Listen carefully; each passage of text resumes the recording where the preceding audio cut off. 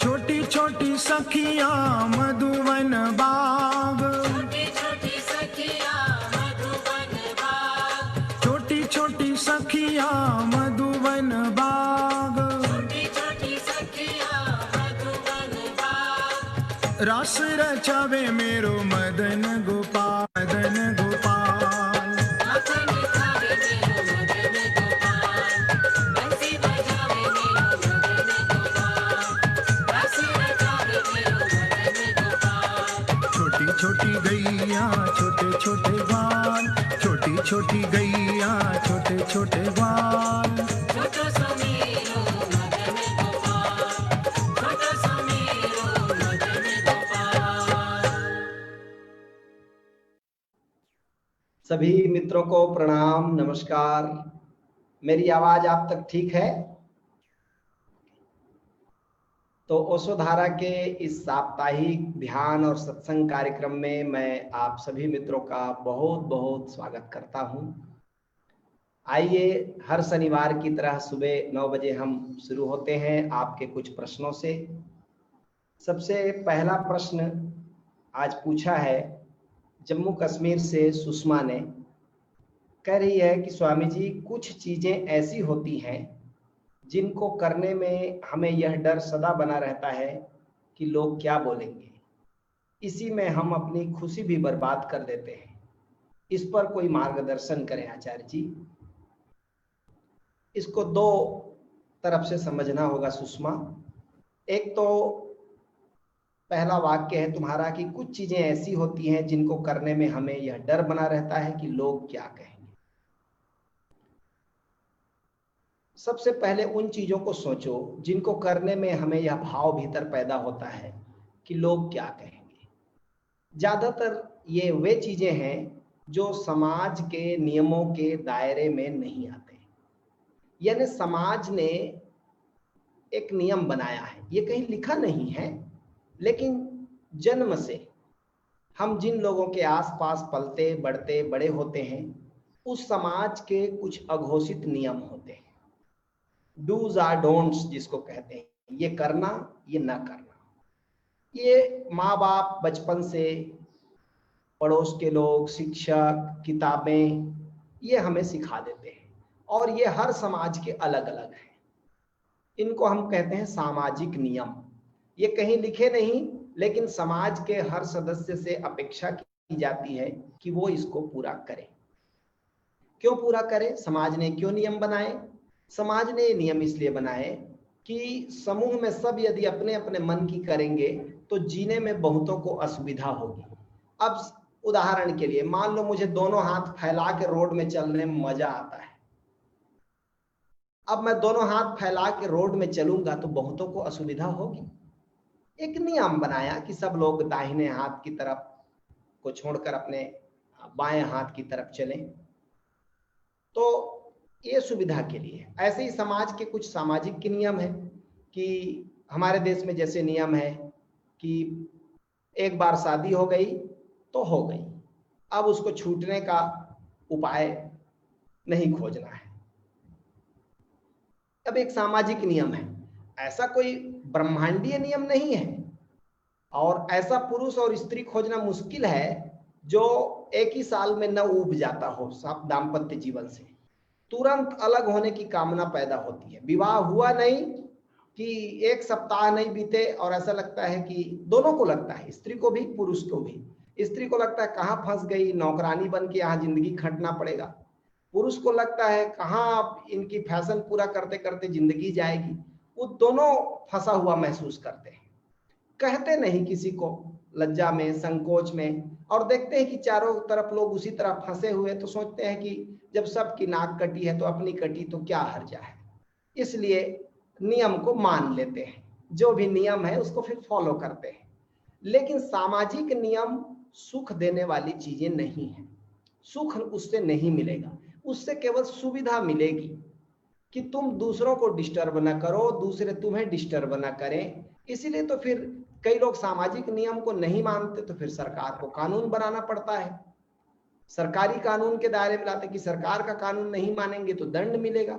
ये सब सुविधा के लिए, कानून किस लिए, नियम किस लिए, हमारी सुविधा के लिए। लेकिन यह ख्याल बहुतों को है कि इससे सुख मिलेगा। इससे सुख बिल्कुल भी नहीं मिलेगा सामाजिक नियमों के पालन से। हाँ, लेकिन इससे दुख भी नहीं मिलेगा, असुविधा भी नहीं होगी। हम समूह में जीते हैं, मनुष्य एक सामाजिक प्राणी है, तो समाज में जीना है, परिवार में जीना है, तो जो सामाजिक नियम है उनका पालन कर लेना चाहिए। ये मैं ही नहीं कह रहा हूं, सारे संत कहते हैं कि छोटे छोटे नियमों को लेकर लड़ना ठीक नहीं, इससे बड़ी ऊर्जा खर्च होती है, और जो ऊर्जा ध्यान में, समाधि में, साधना में लग के एक बड़ा रूपांतरण ला सकती थी जीवन में, वो छोटे छोटे विद्रोह में, छोटे छोटे लड़ाई झगड़े में, छोटे छोटे तनाव में हमारी खर्च हो जाती है, और हम कभी भी ऊर्जा के एक उच्च स्तर को अपने भीतर महसूस नहीं करते, ब्लिस को महसूस नहीं करते। तो इसलिए सामाजिक नियमों का पालन बनाया गया। फिर तुमने पूछा कि लोग, इसमें यह डर बना रहता है कि लोग क्या कहेंगे। सामाजिक नियमों को पालन कराने का यही तरीका है। समाज ने हजारों साल से यही तरीका अपनाया कि जो सामाजिक नियम को नहीं मानेगा, सब लोग उसकी निंदा करेंगे, उसकी हेय दृष्टि से देखेंगे, उसको कहेंगे कि ये मूर्ख है, या पागल है, या कम बुद्धि का है।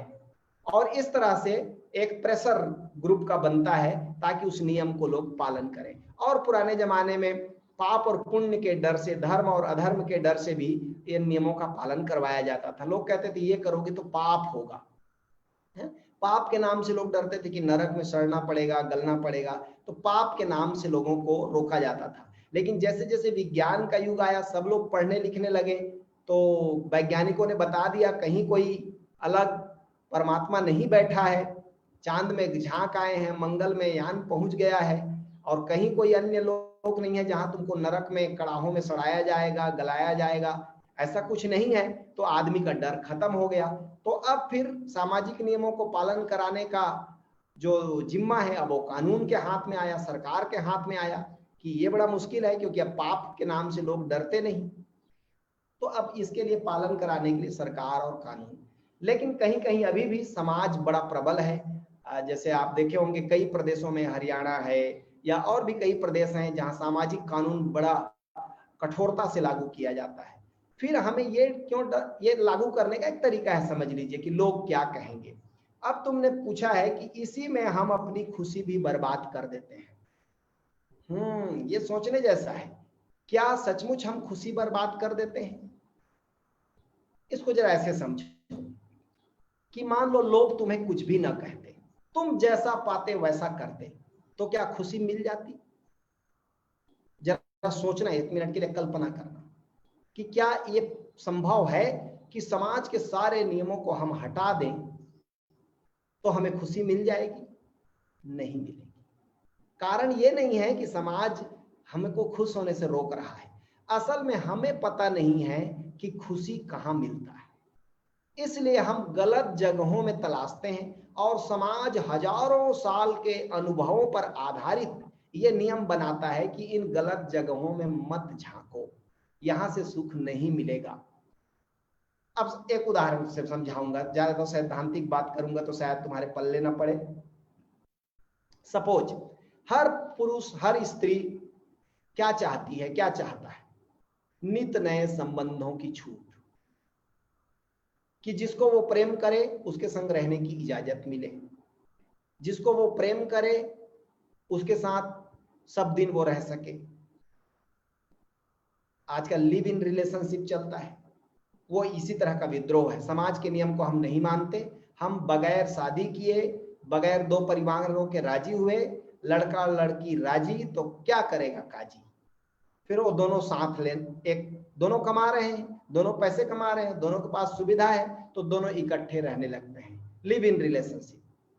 और अभी आप देख रहे हो लिव इन का क्या परिणाम हुआ। यदि लिव इन में खुशी होती तो सुशांत क्यों सुसाइड करता? वो तो लिव इन में रह रहा था। एक तो उदाहरण मैंने दिया, और भी बहुत से लोग इसी तरह भाग कर शादी कर लेते हैं, लव मैरिज कर लेते हैं, विद्रोह करके कर लेते हैं। कालांतर में आप ऐसे लोगों का सर्वे होना चाहिए कि कितने लोगों का जीवन बड़ा सफल और सार्थक रहा। मैं जहां तक मेरा इतने दिन का अनुभव है, ना के बराबर नहीं सफल हो पाता। कारण ये नहीं है कि दोनों गलत हैं, कारण ये है कि सामाजिक नियमों को तोड़कर जहां उन्होंने खुशी खोजा था वहां खुशी थी नहीं, वो रेत से तेल निचोड़ने की कोशिश कर रहे थे। इसको ऐसा समझे, कोई व्यक्ति किसी को आनंद कब दे सकता है? समझो मैं तुमसे दान मांगू कि मुझे धन दान में दो, तो तुम देने के पहले तुम्हारे पास होना भी तो चाहिए ना। तुम्हारे पास होगा ही नहीं तो दोगे कहां से? ऐसे ही हर आदमी चाहता है दूसरे को आनंद देना, लेकिन उसके पहले है ये तो देख लो, तुम्हारे पास है। और नहीं है तो केवल सोचने से क्या होता है? मैं सोचूं कि मैं 1 करोड़ दान कर दूं लेकिन है नहीं, तो बड़ी बेबूझ बात हो गई कि जो है नहीं उसको मैं कैसे दे सकता हूं। इसलिए आनंद देना, खुशी देना, ये तो तभी कोई व्यक्ति कर सकता है जब उसके खुद के पास वो आनंद और खुशी वाला चित्त हो। वो नहीं है। मोस्टली क्या होता है, प्रकृति के एक नियमानुसार ये स्त्री पुरुष एक दूसरे के पोलर अपोजिट हैं। निसर्ग चाहता है कि ये दोनों एक दूसरे की तरफ आकर्षित हों, इसलिए इसको हम लोग कहते हैं, चीन में कहते थे इन ऊर्जा यान ऊर्जा, यानी भारत में हम लोग कहते हैं स्त्रीण ऊर्जा पुरुष ऊर्जा। ये दोनों एक दूसरे के परिपूरक हैं, ये आकर्षित होंगे ही, ये प्रकृति की व्यवस्था है। ये पूरा विराट प्रकृति जो है दोनों के भीतर धक्के दे रहा है एक दूसरे की तरफ आकर्षित करने के लिए। जिसको हम प्रेम कहते हैं वो प्रकृति की ही व्यवस्था है, वो हमारा चॉइस नहीं है। अचानक एक दिन हम किसी के प्रति भाव से भर जाते हैं और लेटर लिखने लगते हैं, चिट्ठी लिखने लगते हैं, मैसेज करने लगते हैं कि तुम बिन जिया न जाए। ठीक है, अभी ठीक है, तुम तत्काल लिख दिया, ये प्रकृति तुमसे कहवा रही है कि तुम बिन जिया न जाए। थोड़े दिन जरा उसके साथ रह के देखो, तब तुम ही खुद मैसेज करोगे अब तेरे साथ रहा न जाए। रह के देखो, ये तभी होगा जब तुम रह के देख लोगे, लेकिन तब तक मामला बड़ा बिगड़ चुका रहता है। जो लोग रह रहे जरा उनको पूछो, उनको देखो, उनके चेहरे देख लो। पूछने की जरूरत नहीं, ज्यादा जलील करना ठीक नहीं है किसी को। उनके चेहरे देख लो, बेचारे लुटे पिटे खुटे कैसे नजर आते हैं। अब कहे तो कौन कहे, सब दुखी हैं तो कौन किसके सामने रोए। इसलिए जरा इस बात को समझना कि जिस खुशी को, जिस आनंद को हम दूसरे में तलाशते हैं, संबंधों में या कोई ऐसे नियम को तोड़ करके, समाज के नियम को तोड़ करके कुछ करने में, वहां खुशी नहीं है। होता तो मिलता नहीं है। वास्तव में ये जो खुशी है, ये जो आनंद है, यह हमारी चेतना का स्वभाव है। इसे पाने के लिए हमें किसी के आगे हाथ फैलाने की जरूरत नहीं है। लेकिन एक दिक्कत है, पहले कभी हमने इस तरफ ट्राई किया नहीं कि चेतना के स्वभाव को जान लें, आत्मा को जान लें। इसको जान लेते तो जिन्होंने अब तक जाना है, निरपवाद रूप से उन्होंने दूसरे के सामने खुशी के लिए हाथ नहीं फैलाया। केवल एक बार आत्मा को अनुभव कर लिया तो कभी उस आदमी का हाथ खुशी के लिए फैला नहीं है।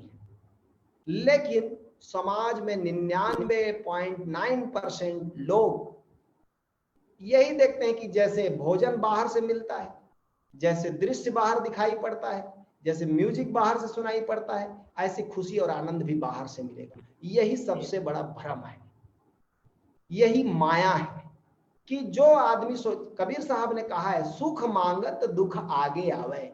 यदि तुम बाहर से सुख मांगे, पक्का समझना दुख आएगा, तुम उससे बच नहीं सकते। सुख मांगा कि दुख आएगा, वो जुड़ा। असल में सुख मांगा का मतलब ये होता है वो दुख ही आता है, चेहरा उसने सुख का लगा रखा है। बस वहीं हम फंस जाते हैं। हम जरा चेहरा हटा के नहीं देखते, चेहरा हटा के देखते। और ये मैं नहीं कह रहा हूं कि कोई स्त्री बुरी होती है कि कोई पुरुष बुरा होता है। सब स्वतंत्र आत्मा है सबके भीतर, सब आनंद के सागर है भीतर, अपने लिए हुए चल रहे हैं, कोई बुरा नहीं है। लेकिन जब हम किसी को उपयोग करने के लिए सोचते हैं कि सामने वाले का उपयोग कर लेंगे और हमें खुशी मिलेगी, इसके होने से खुशी मिलेगी, बस यहीं पर गड़बड़ शुरू होता है। इसलिए जब तुम पूछती हो कि लोग क्या कहेंगे, इसी डर से हम क्या अपनी खुशी बर्बाद कर देते हैं? ना ना, खुशी तो कभी हम भीतर जाएंगे तब उससे साक्षात्कार होगा, उसके पहले नहीं। उसके पहले जो मिलता है वो कैसी खुशी है, ये ठीक वैसे ही खुशी है जैसे मुल्ला नसरुद्दीन ने एक जूता लिया मार्केट में जाकर, अब बाय मिस्टेक वो जूता उसका टाइट पड़ गया, तो चंदूलाल दोनों टहलने जाते, तो वो पूरे रास्ते भर मॉर्निंग वॉक में जूता को गाली देता, जूता बनाने वाले को गाली देता, जूता बेचने वाले को गाली देता। एक ही काम था रास्ते भर, क्योंकि जूता काट रहा है, खून भी निकल जाता, तो गालियां ही गालियां देते रहता था। चंदूलाल ने कहा 2 दिन के बाद कि भाई मेरे, जब ये जूता इतना काटता है तो इसको पहन के क्यों आते हो, दूसरे दिन पहन के क्यों आए, इसको फेंको। उसने कहा इसे मैं नहीं फेंक सकता। तो बोले क्यों, बहुत रुपये का है। बोले बहुत रुपये का नहीं है, तुम समझ नहीं रहे हो। जब यहां से इतनी गाली गलौज दे करके मैं घर जाता हूं और जूते को निकालता हूं तो जो खुशी मिलती है मुझे, वैसी खुशी अब तक मुझे नहीं मिली।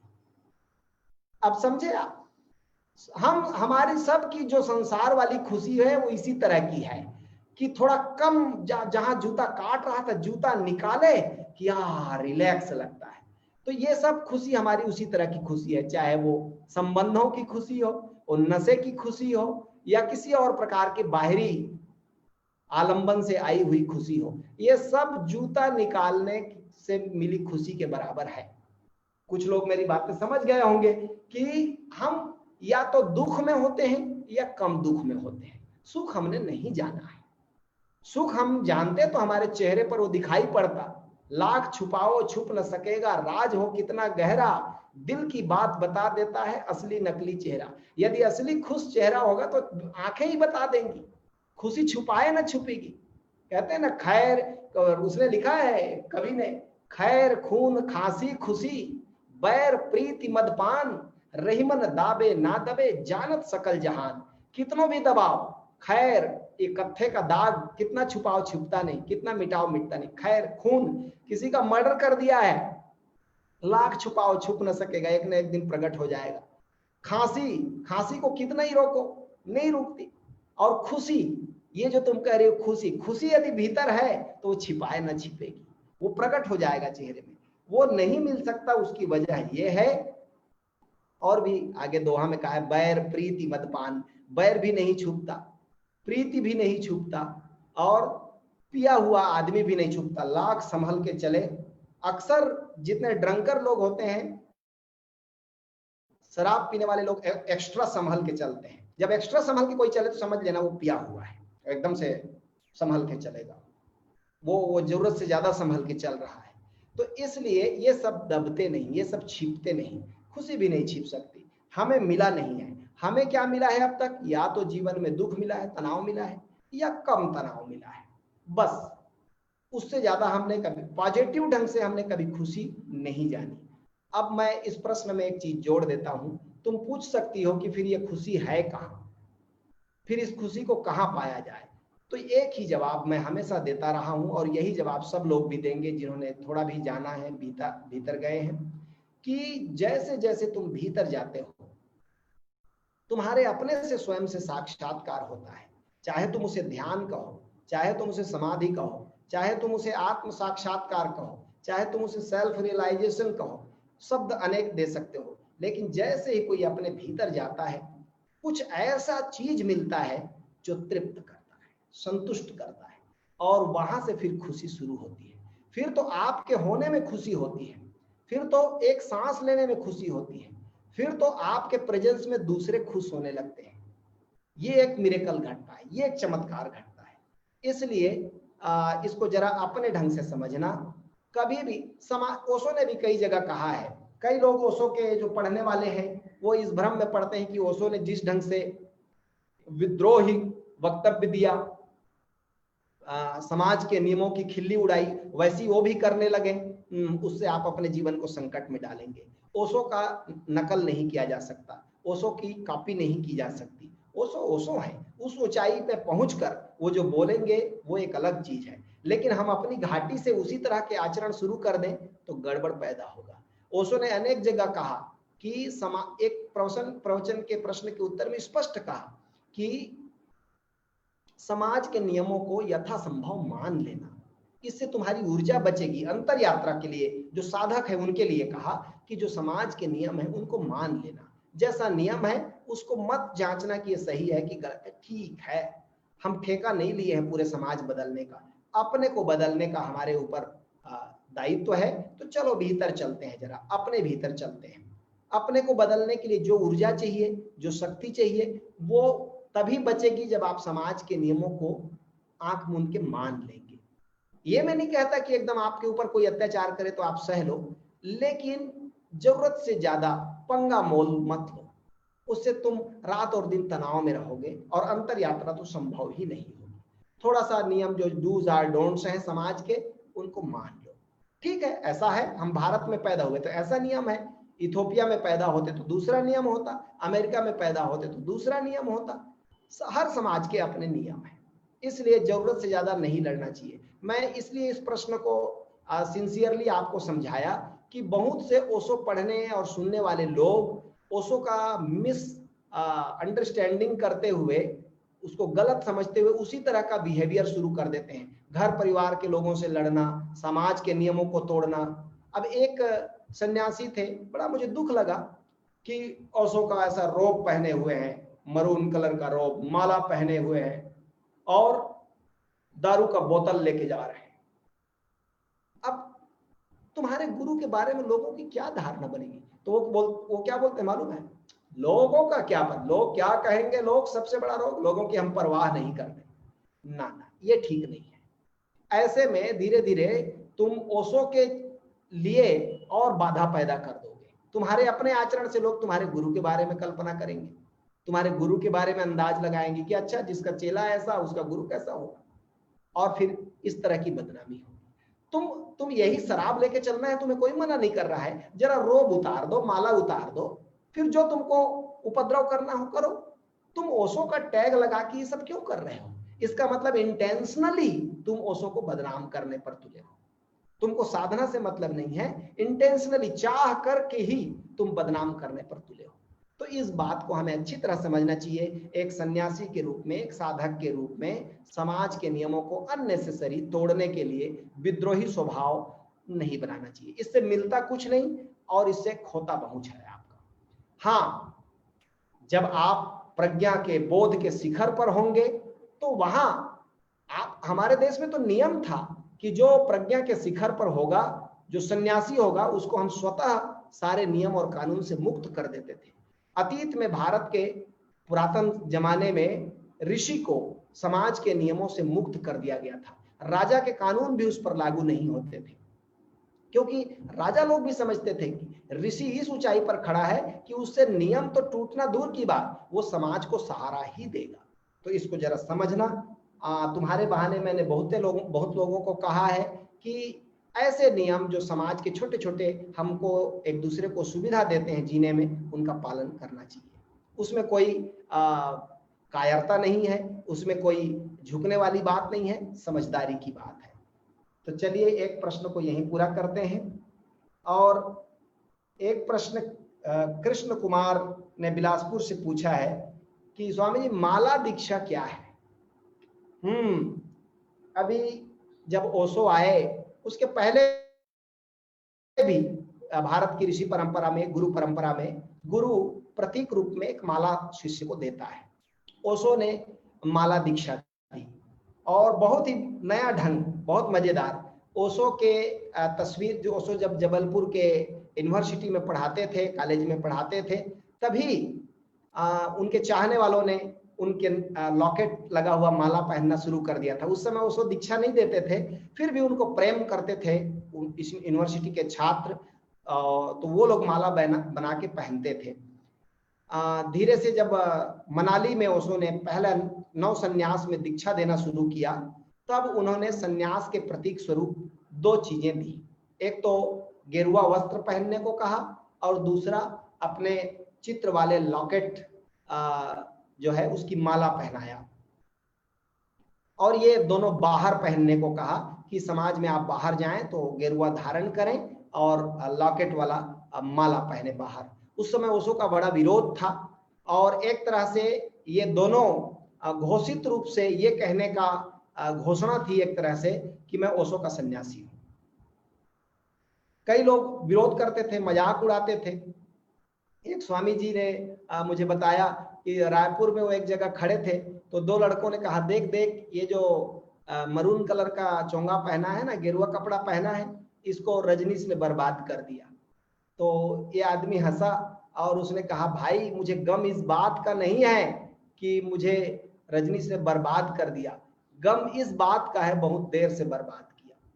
तो वो दोनों हंसने लगे और दोनों उत्सुक होने लगे कि अच्छा ऐसे पॉजिटिव वक्तव्य कोई रजनीश का शिष्य ही दे सकता है, ओशो का शिष्य ही दे सकता है। फिर वो दोनों भी उत्सुक हो गए और उनसे पूछने लगे कि क्या करना होता है, कैसे होता है। तो ये ओशो का एक डिवाइस था, एक उपाय था प्रचार प्रसार के लिए कि बहुत से लोग उनके उपस्थिति का लाभ ले सकें। इसलिए बड़ी तेजी से उस समय, आज जैसी सोशल मीडिया उस समय नहीं थी, तो प्रचार के लिए ओशो ने कीर्तन मंडली भेजना शुरू किया, माला पहनाकर और गेरुआ वस्त्र पहनाकर।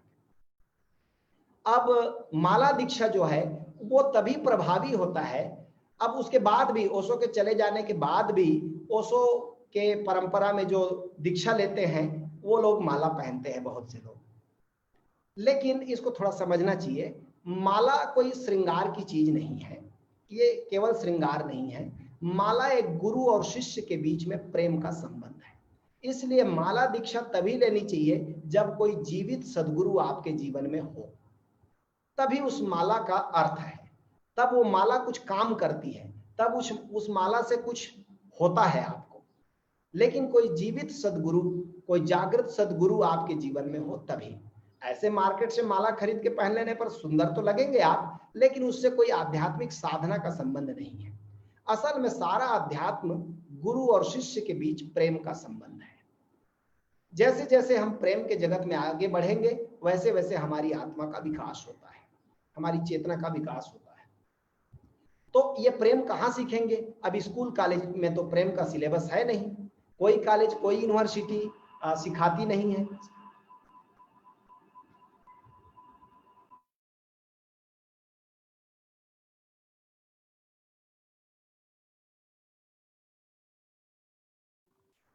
कोई कॉलेज कोई यूनिवर्सिटी प्रेम तो सिखाती नहीं है।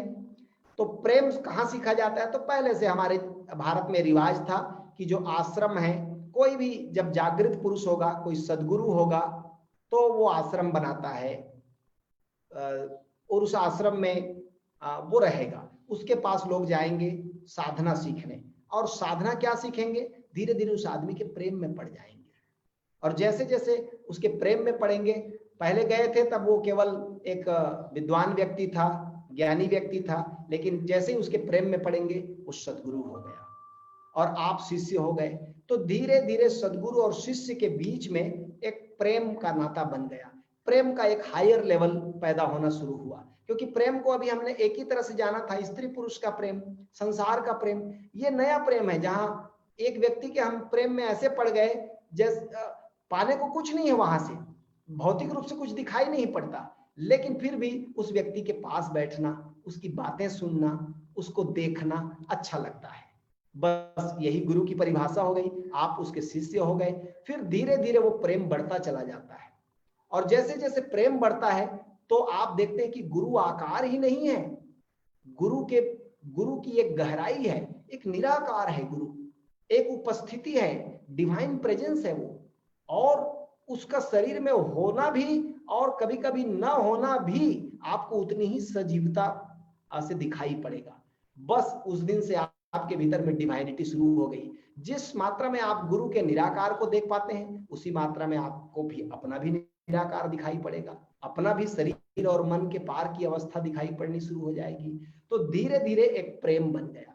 इस प्रेम को डेवलप करने के लिए, गुरु और शिष्य के बीच प्रेम को डेवलप करने के लिए बहुत सी विधियों और उपायों को उपयोग में लाया जाता है। माला दीक्षा उनमें से एक है। ये माला धारण करके हम एक तरह से समर्पित होते हैं कि इस गुरु के साथ मुझे यात्रा करनी है, ये मुझे भला लगता है, इस गुरु के साथ कुछ सीखना है, मुझे जानना है।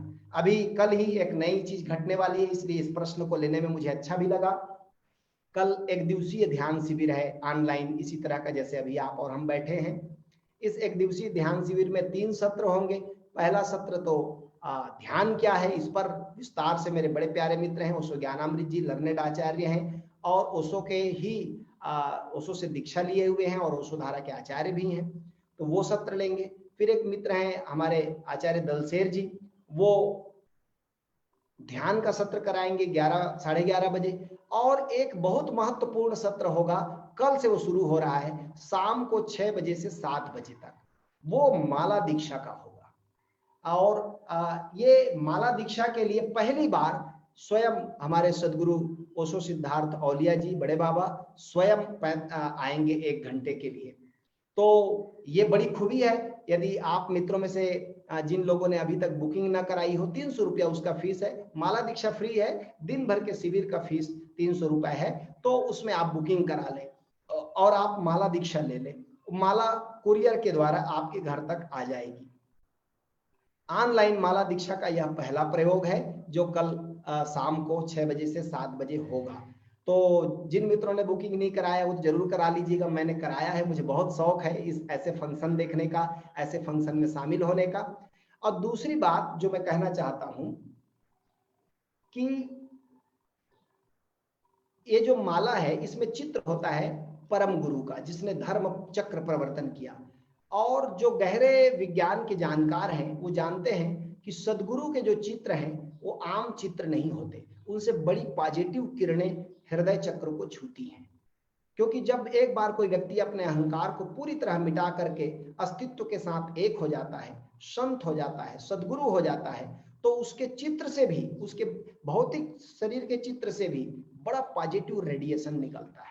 इसीलिए तो भारत में रिवाज था कि हम घरों में राम के, कृष्ण के, बुद्ध के फोटो टांगते थे, देवी के, देवता के फोटो टांगते थे। वो इसलिए कि इन चित्रों को देख करके बड़ा पॉजिटिव फील होता था। तो सदगुरु का जो लॉकेट होता है, परम गुरु का जो लॉकेट होता है, वो सदा हमारे हृदय को छूता है, एक बड़ी पॉजिटिविटी बनी रहती है। तो कल जो माला दीक्षा होगी वो उसी परिप्रेक्ष्य में है। शायद इसीलिए आपने प्रश्न भी पूछा होगा कि माला दीक्षा क्या है जो कल होगा, आपने पोस्टर देखे होंगे तो अच्छा लगा। आप इस माला दीक्षा का प्रयोग करिए और अनुभव करिए। यह सदगुरु के प्रति प्रेम का एक प्रतीक है, और प्रेम निश्चित ही सदगुरु के पास ही सीखा जाता है, उसके लिए बाकी यूनिवर्सिटी और कॉलेज कैपेबल नहीं है। तो मैं बहुत स्वागत करूंगा जो कल 1 दिवसीय ध्यान शिविर में शामिल होंगे उन मित्रों का। नेक्स्ट प्रश्न एक और ले लेते हैं, शायद 1 या 2। लखनऊ से कृष्णा देवी ने पूछा है कि संबंधों को लेकर मैं बहुत परेशान रहती हूँ, घर में सबका बड़ा व्यवहार अजीब है, क्या ध्यान के अलावा भी कोई और उपाय है? ध्यान को बाईपास करने का कोई उपाय तो नहीं है, लेकिन एक चीज तुम समझ लो तो ज्यादा अच्छा रहेगा। असल में समूह में जीना, संबंध में जीने के लिए बड़ी प्रज्ञा चाहिए, बड़ा समझ चाहिए। इसको फिर से कहता हूं, फिर से दोहराता हूं, सब लोग सुनिएगा, बड़ा इंपॉर्टेंट है।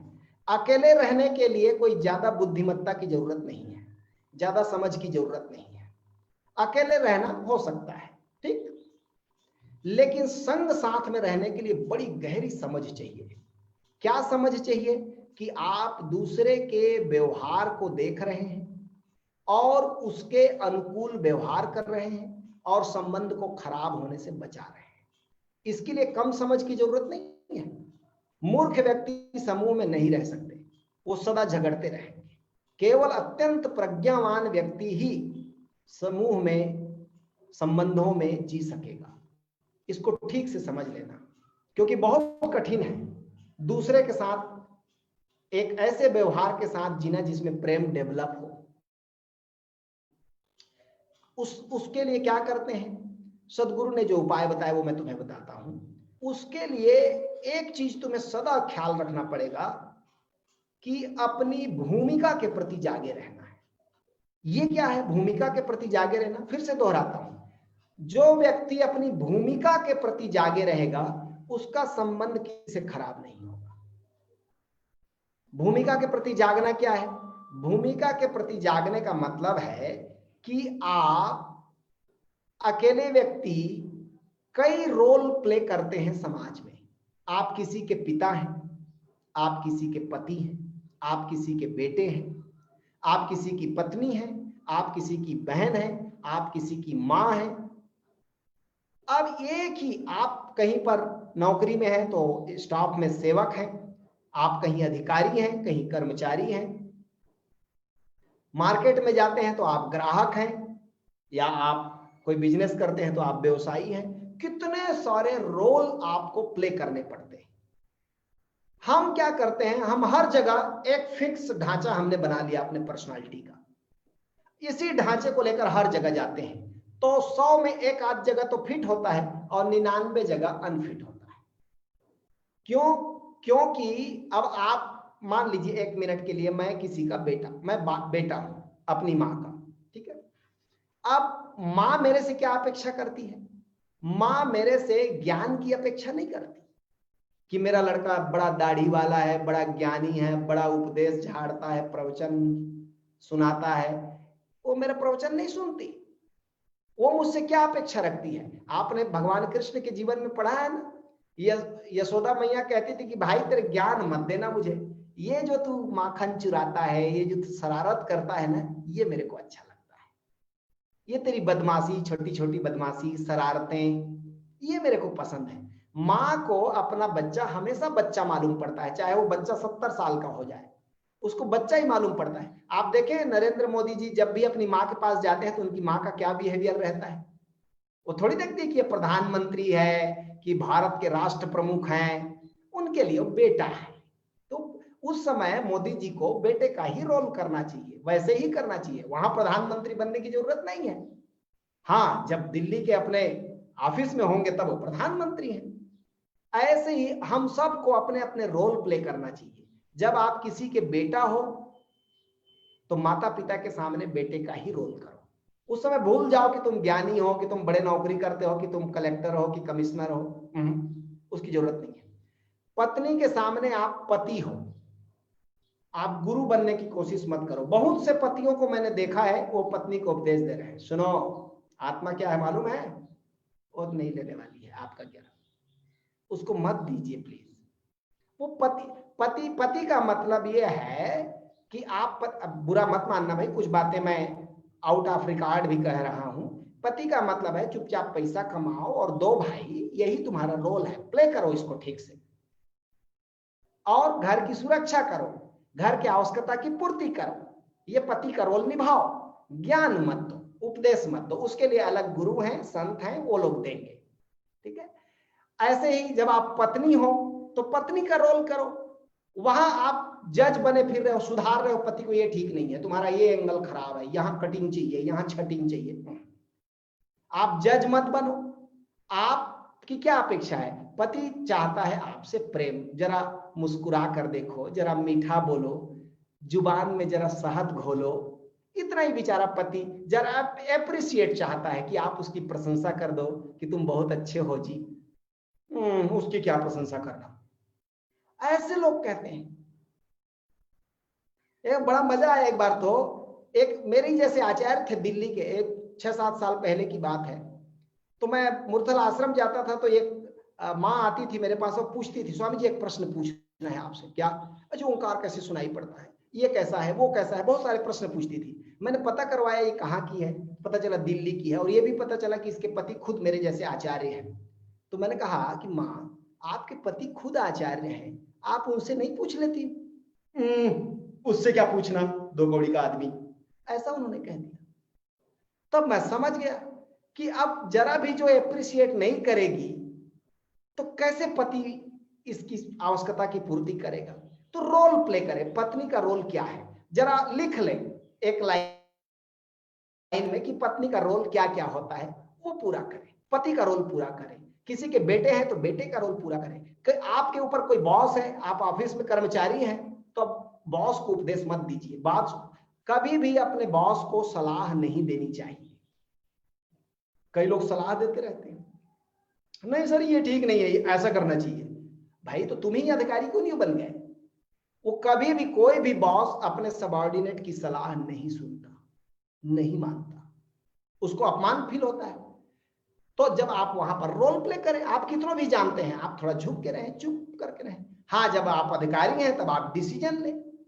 इसका मतलब यह हुआ कि 24 घंटे में हजारों रोल प्ले करना है। अब मैं मुख्य बात पर आता हूं। तुमने कहा क्या ध्यान के अलावा कोई और उपाय है? तुमने ध्यान का कुछ गलत अर्थ समझ लिया होगा। कृष्णा देवी नहीं तो नहीं कहती ऐसा। ध्यान क्या है? ध्यान से क्या होगा? ध्यान केवल गहरी समझ पैदा करेगा और कुछ नहीं। इसलिए ध्यान के बिना ये सब नहीं हो सकता कह रहे हैं। अभी इसलिए हम लोग अभी 9 दिन का शिविर करने वाले हैं, ये 11 तारीख से ध्यान समाधि। अब वो ध्यान समाधि में हम शुरू दिन ही ध्यान नहीं सिखाते, याद रखना।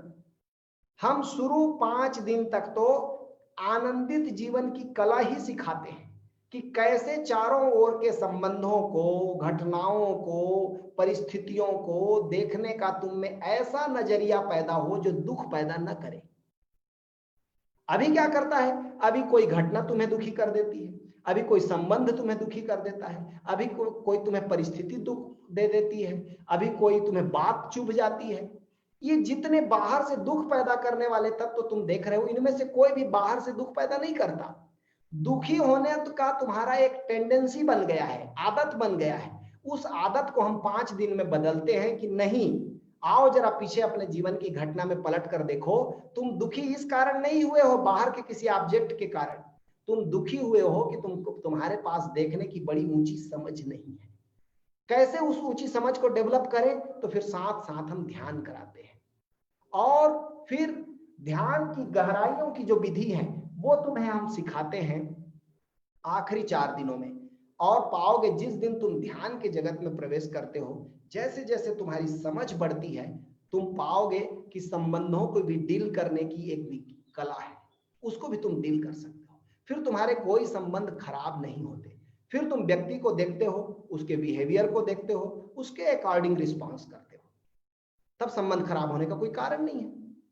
इसलिए तुम ये ना कहो कि क्या ध्यान के अलावा कोई उपाय है। ध्यान डायरेक्ट किसी चीज को सुधारेगा नहीं, ये तो मैं भी जानता हूं, लेकिन ध्यान तुम में प्रज्ञा पैदा करेगा, समझ पैदा करेगा, और उस प्रज्ञा और समझ के आलोक में तुम न केवल अपनी समस्या हल कर लोगी बल्कि दूसरे की भी समस्या हल करोगी। इसलिए कृष्णा देवी, तुमने जब ध्यान को डिनाई किया है तो मैं तो निश्चित समझ गया कि तुमने ध्यान समाधि नहीं किया होगा। तो मैं तुमसे रिक्वेस्ट करूंगा, 11 तारीख से मैं खुद ही ध्यान समाधि का आचार्य हूं, बुकिंग करा लो।